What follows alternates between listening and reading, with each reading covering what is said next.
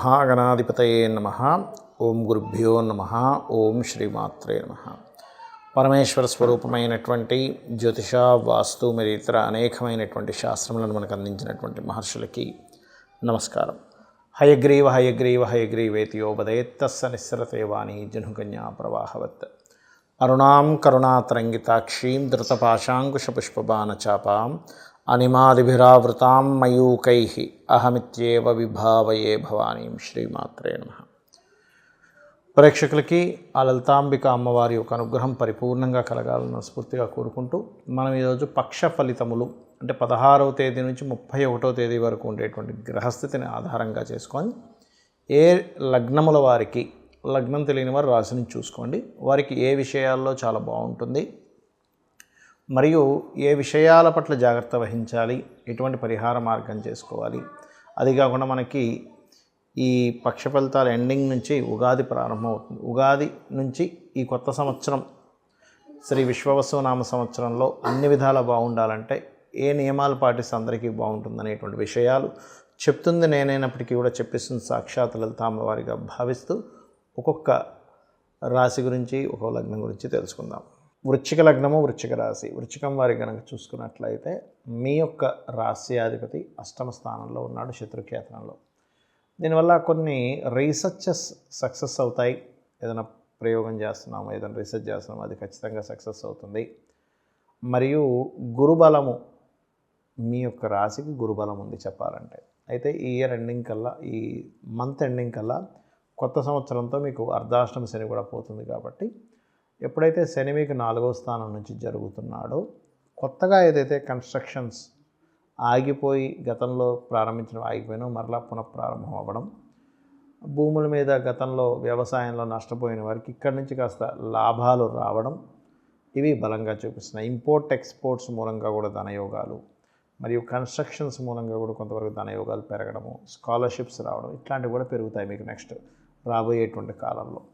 అయితే పంచమంలో అధిక గ్రహాలు ఉన్నందుకు క్రియేటివ్ ఫీల్డ్లో ఉండేటువంటి వారికి కొత్త అవకాశాలు రావడం, రాజకీయ నాయకులకి ఈ పక్షం చాలా అనుకూలంగా ఉండడం అనేటువంటి చాలా స్పష్టంగా చూపిస్తుంది.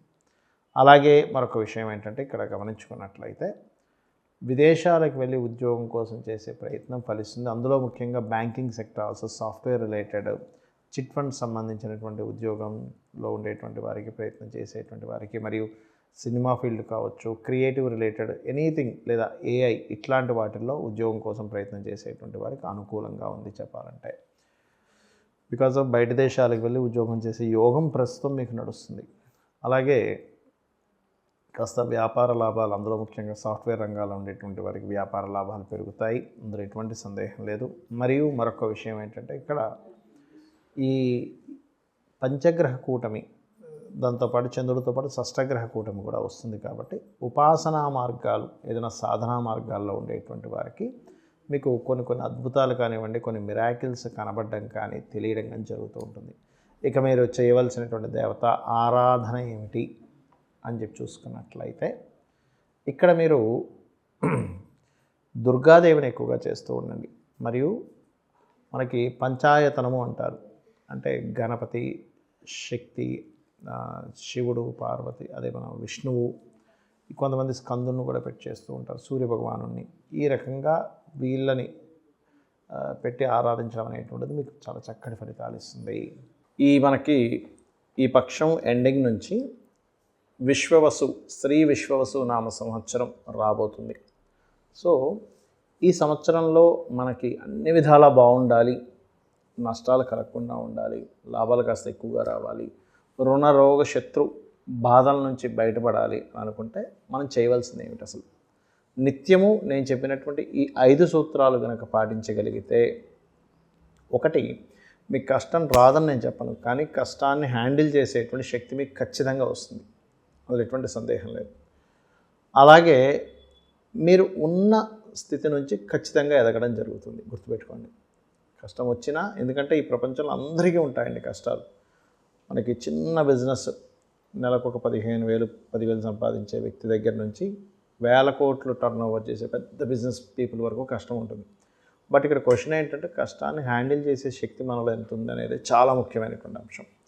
మరి ఇవి కలగాలంటే అసలు మనం మనం నిత్య జీవితంలో ఎటువంటివి కనుక పాటించినట్లయితే, ఎలాగో క్రోధినామ సంవత్సరంలో మనకు అన్ని గొడవలు గందరగోళాలే జరిగాయి.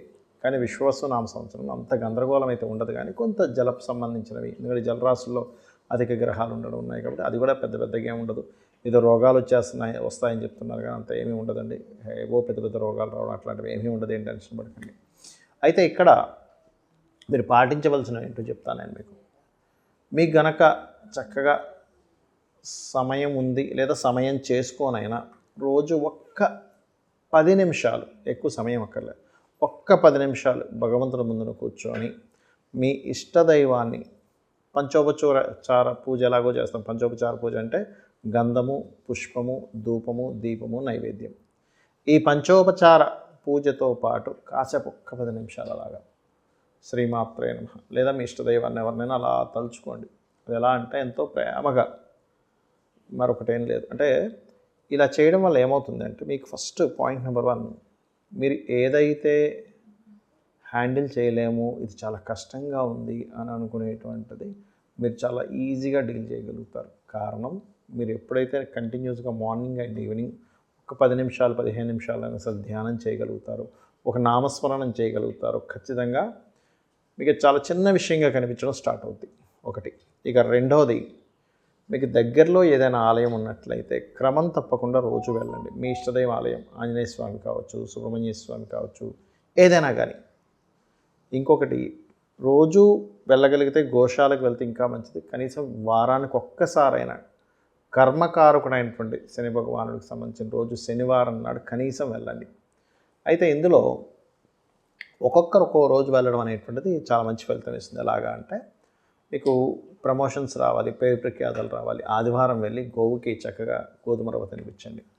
అలా కదండి, మనసు ఎప్పుడు బాగుండట్లేదు, గోశాలకు వెళ్ళి ముల్లంగి తినిపించండి సోమవారం నాడు. మాటిమాటికి గొడవలు అవుతున్నాయండి, అది భార్యాభర్తల గొడవలు కావచ్చు, చుట్టుపక్కల ఉండే వాళ్ళతో కావచ్చు, బిజినెస్లో కావచ్చు, ఎక్కువ అవుతున్నాయి, ఘర్షణాత్మకంగా ఉంటుంది అనుకునేటువంటి వారు కాస్త క్యారెట్స్, బెల్లము కలిపి తినిపించండి మంగళవారం నాడు. అదేవిధంగా వ్యాపార అభివృద్ధి కోసం బుధవారం నాడు వెళ్ళి గోంగూర పెట్టండి, అక్కడే కూర్చొని విష్ణు సహస్రనామాలు చదవండి. లేదా ఓం ఇంద్రగోప పరిక్షిప్త స్మరతోనా భజంగికాయే నమః అనే మంత్రం చేయండి. గురువారం నాడు కనుక చూసుకున్నట్లయితే, మీరు ఏదైనా సంతానం కోసం తప్పిస్తున్నాము, లేనట్లయితే కొంత గురుబలం తగ్గిందని బాధపడుతున్నాము అనుకునేటువంటి వారు గురువారం నాడు వెళ్ళి అరటికాయలు తినిపించండి.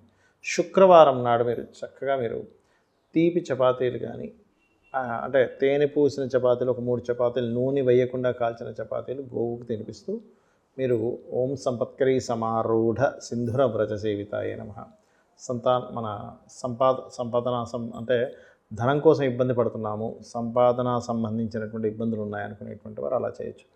లేదు వివాహం అవ్వట్లేదు అనుకునేటువంటి వారు అదే చపాతీలు తేనె పూసి తినిపిస్తూ ఓం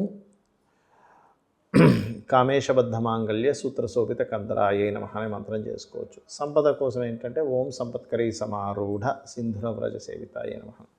ఇక బాగా హెల్త్ ఇష్యూస్ ఉన్నాయి, ఏమి చేసినా ముందుకు కదలట్లేదు అనుకునేటువంటి వారు శనివారం పిడికెడు బెల్లం గోవు పెట్టండి. అదే శనివారం ఎక్కువగా అంటే భయాలు ఉన్నాయి, మాకు ఏదో జరిగిపోతుందని భయం ఉంది అనుకునేటువంటి వారు వడమాలని ఆంజనేయ స్వామికి సమర్పించండి. వడలతో చేసిన మాల. ప్రతిదీ ఆటంకం అవుతుంది అనుకునేటువంటి వారు గోవుకి మంగళవారం నాడు గ్రాసము తినిపించండి. లేదా గోశాలలో కూర్చొని ఓం దుమ్ దుర్గాయ నమః అనే నామం చేసినా కూడా మీకు ఉండేటువంటి భయాలు పోతాయి, భయం అనే మబ్బు తొలగిపోతాయి, కానీ మనకు ధైర్యం రాదు, గుర్తుపెట్టుకోండి. లేదు ఇంకా ఎక్కువ భయం ఉందనుకునేటువంటి వారు దుర్గానామంతో పాటు ఓం కనకాంగద కేయూర కమనీయ భుజాన్వితాయే నమః అనే మంత్రం చేయండి. ఖచ్చితంగా మీకు ఫలితం అనేటువంటిది వచ్చి తీరుతుంది. ఈ యొక్క విశ్వవసు నామ సంవత్సరం మీ అందరికీ మంచి ఫలితాలు ఇవ్వాలని మనస్ఫూర్తిగా కోరుకుంటూ, అమ్మవారి అనుగ్రహం మీకు పరిపూర్ణంగా ఉండాలని మనస్ఫూర్తిగా మరోసారి కోరుకుంటూ, శ్రీమాత్రే నమః.